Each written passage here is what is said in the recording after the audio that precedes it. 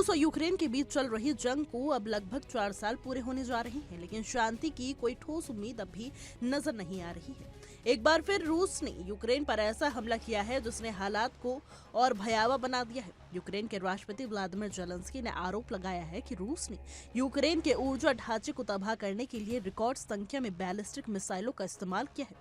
यह हमला ऐसे समय पर हुआ है जब यूक्रेन भीषण ठंड की चपेट में है और तापमान -20 डिग्री सेल्सियस तक गिर चुका है। यूक्रेन के प्रमुख निजी ऊर्जा कंपनी के अनुसार रूसी मिसाइल और ड्रोन हमलों ने राजधानी कीव समेत कई इलाकों में पावर पॉइंट्स और अहम बुनियादी ढांचे को भारी नुकसान पहुंचाया है।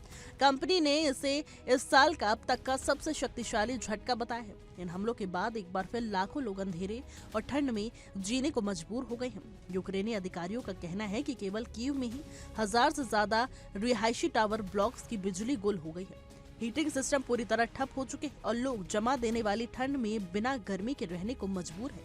फरवरी 2022 में युद्ध शुरू होने के बाद ये सबसे ठंडा दौर बताया जा रहा है, जिससे आम नागरिकों की मुश्किलें कई गुना बढ़ गई हैं। एक रिपोर्ट के मुताबिक हमले के बाद कई इलाकों में तबाही का मंजर देखने को मिला। क्षतिग्रस्त इमारतों के चारों ओर लोग जमा थे। टूटे हुए मलबे और जमीन पर जमी मोटी बर्फ के बीच से रास्ता बनाकर निकलते हुए एक स्थानीय निवासी ने कहा कि हमारी खिड़कियां टूट चुकी हैं और हमारे पास हीटिंग नहीं और हमें नहीं पता कि अब क्या करें।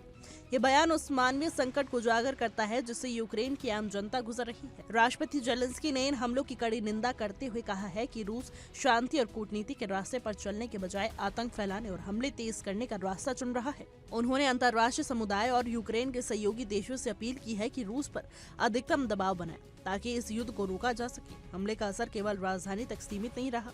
यूक्रेन के दक्षिणी शहर में मंगलवार रात हुए हमलों में 2 किशोरों की मौत हो गई। इसके अलावा सोवियत काल के द्वितीय विश्व युद्ध के जुड़े एक ऐतिहासिक स्मारक को भी नुकसान पहुंचा है।